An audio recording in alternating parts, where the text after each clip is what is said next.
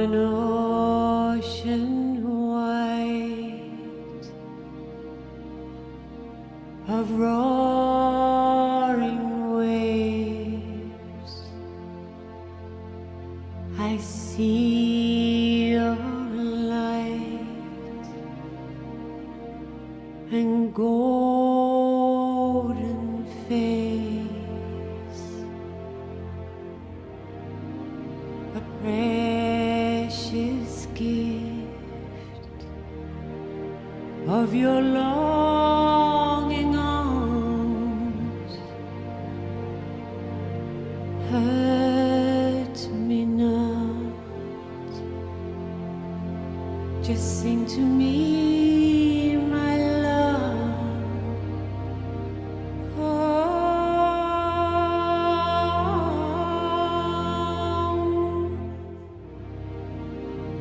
How come so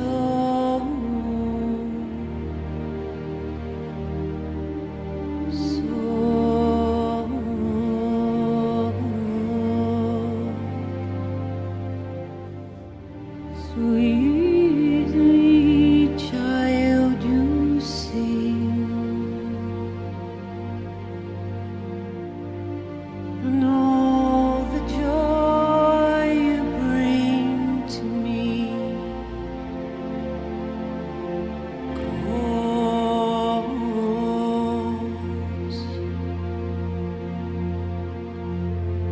calls our loved ones home.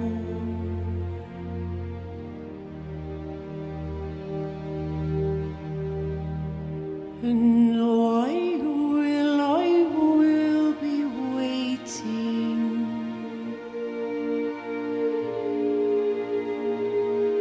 on an ocean,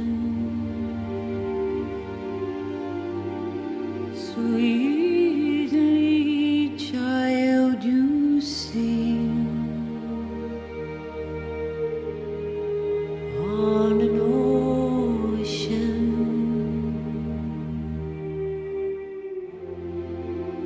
On an ocean.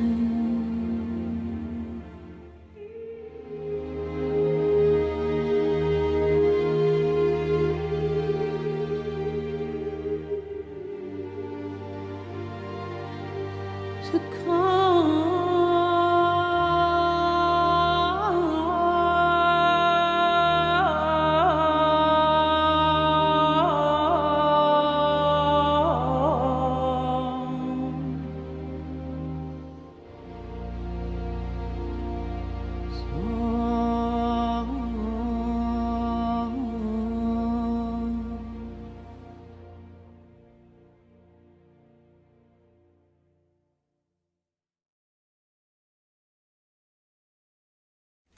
For me, it was like all about the children, because I don't know, I'm kind of a sucker for little kids, and I just want to read this what I wrote down here because like it's basically what I would say.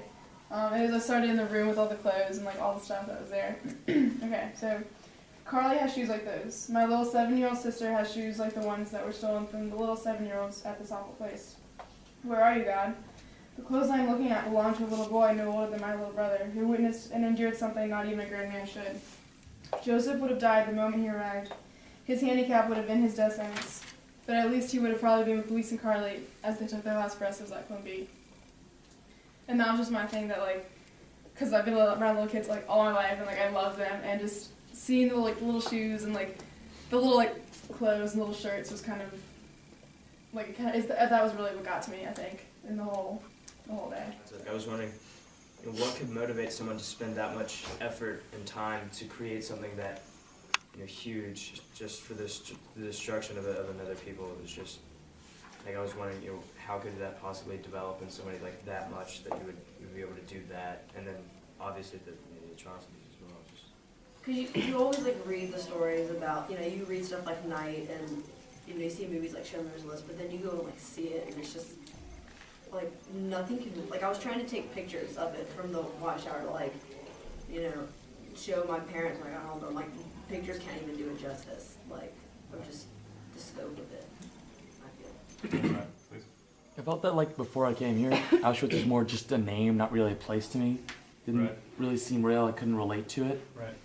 Like, I mean, every Holocaust book I've ever read has felt the same to me. I felt it's the same story. It's not really real until you actually experience it, that you realize those are people. Going off what Tyler said, it's kind of amazing if you think about it. If you take if you take the entire Holocaust out of context of the war, how if they tried that hard to try and create a new medicine, so instead of using Cyclone B to kill people, and maybe not Cyclone B, but another element or something like that, to put it in a new medicine, how many lives it could have saved. On on the other end of the scale, instead of killing 6 million people, it could have saved 6 million people. Which is kind of ironic if you think about it. And then on that same, pretty close to that is how many, 6 million people, what could have they have done today? I mean, we said it before, but if you truly think about it, it's pretty horrifying, really, because 1 out of those 6 million people probably could cure cancer, probably the next Albert Einstein. So it's hard to think about.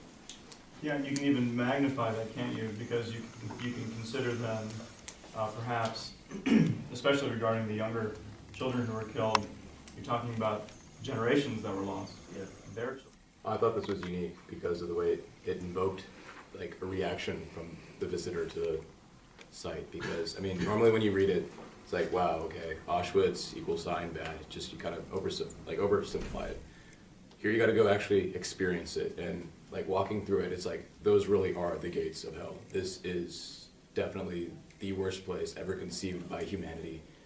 Like just walking across the train tracks and seeing these crematoriums and these barracks and everything, is like, this is the ultimate killing machine. And then walking down the same paths that over 1 million people died on, and seeing some of these pictures, like the one you showed us, of like how calm and collected all these people were, and really personalize the whole thing instead of just having the oversimplified thought in your head. You try to put it in perspective. I know we couldn't ever put this in perspective, like Vaughn said earlier, like we had like 5 layers of clothes. They had 1, and we're out there all day, and like February instead of March, and doing manual labor. But I think it really helped advance my understanding of the whole thing, to actually have seen it and see how efficient and how atrocious the whole thing really is. And I think, Patrick, I kind of disagree with what you said because of the fact that they did have a conscience, and we're studying this in Christian morality now. They did have a conscience, but they just ignored it. And so I don't think it's the question of how do they not have a conscience, but I think it's how do they ignore that voice that said, this is wrong, I'm going to blow up the evidence that would convict me that I've killed this many people, but I'm still going to do it anyways. I think that's kind of a real question. Yeah, kind of in response to that, the big thing that just overwhelmed me the most was that I've never really even thought about as the power of propaganda. Because the biggest thing that hit me the whole time is when we were in... And they told him, hang your clothes up on your hook, you come back and get him, and they don't ever come back. They go and they just kill him like it's nothing. So few of the people responsible were brought to justice. Like in our society, someone like robs a bank or something and they get jail for possibly the rest of their life, and these people kill thousands of people every day, and most of them got away with it. And like, no matter how much you can say they're brainwashed, no human being should ever be left like unaccountable for killing thousands of other human beings. What really struck me was the Maximilian Colbert story. Yeah. About how he gave his life up for just a friend of his or something. It's like, I kind of look at my friend. It's like, could I do that for them if it was my decision? Yeah. Could I switch places with them? And so that was really struck me. The kind of thing that spoke out to me the most was all the flowers everywhere. Because people came up, those were people's relatives and people they knew and everything. And they people come back and honor the memory. Yet there are those who come back and vandalize it. And then, you can ask Monica, but it took me 2 hours to finally step on those train tracks. It took me forever because I was just scared. Mm-hmm. And I mean, I don't know why. I guess I just felt like I was in their place, and I had the chance to not go on it, so I might as well not go on it. But they didn't have the choice. And for those people to never know when they were going to get rescued, to have to go through that for months and years, I mean, it kind of made me question myself and ask, would I have stayed alive or would I have committed suicide? I've almost understood that people are capable of almost anything. If you give anyone the power, they can do whatever they want with it. And that happens when people are complacent and don't care. So I walk over to the fence, and I just felt the urge to grab the barbed wire. Then you squeeze it, you have it in your hand, and the emotion is just like, this is so unfair. How come I can hold this? I can, like, twirl it up and down, whatever. Nothing happens to me. So I almost kind of felt like ashamed to be alive in some ways, because the big question that kept crossing my mind subconsciously was, like, when we walked in, I thought, I'm gonna leave, but they didn't. Yeah. And then we walked into the crematorium, and I realized that I'm gonna walk out, and hundreds of thousands of people didn't. And I was like, all these people were like God's children, and like humans that God created, killed children of God that He had a special purpose for each of those lives, and they all had experiences that no one else had, and they all had reactions to those experiences that no one else had. You have to value life, and I said valuing life isn't a choice; it's a responsibility. That's what, as just being a human, that's what you were called to do. Is just value the most basic right of living, and they couldn't do that. I had sort of expected to feel more anger towards the people who had done it, and I was thinking about that, how we can get mad at the people who did this, and I think sometimes we generalize it as Germany itself instead of, a few, but just made me think, how are we, they were the same basically as we are. They weren't fundamentally any different than we were.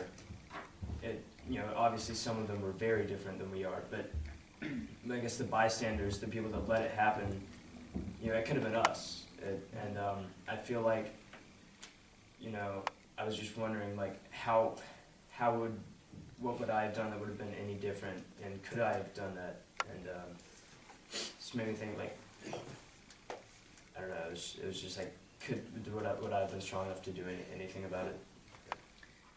How could an entire country, you have to have some moral standards, how could you think that was right? Obviously, I know some people have different stages of moral conduct. You obviously have to know what you're doing is wrong. And I could. Where as Christians we're taught to, just be good people in general, and have mercy upon others, and house the poor, clothe them, feed them, and stuff like that. Would we have tried to take them in and hide them from the Nazis, knowing that if we were caught, we would have died too? I think it's just an interesting question, because Jesus did it for us. Would we do it for someone else that was less fortunate or supposedly less than us? I think it's just something to kind of ask yourself. Would I? It's easy to say, oh yeah, sure, I would have, but it's not. If you go back and go back to the place where you're standing on the side of the street, would you have helped them? And the first one was everyone's always, or not everyone, but some people kind of say, why did God let this happen? Why didn't He do something? Could He seriously just sit there and watch all His children die? And I think the thing is I've heard this. I bet you guys have heard this so many times, but God gave man willpower. So I don't think anybody should be why didn't He stop it? Because that was not His responsibility. That was our responsibility.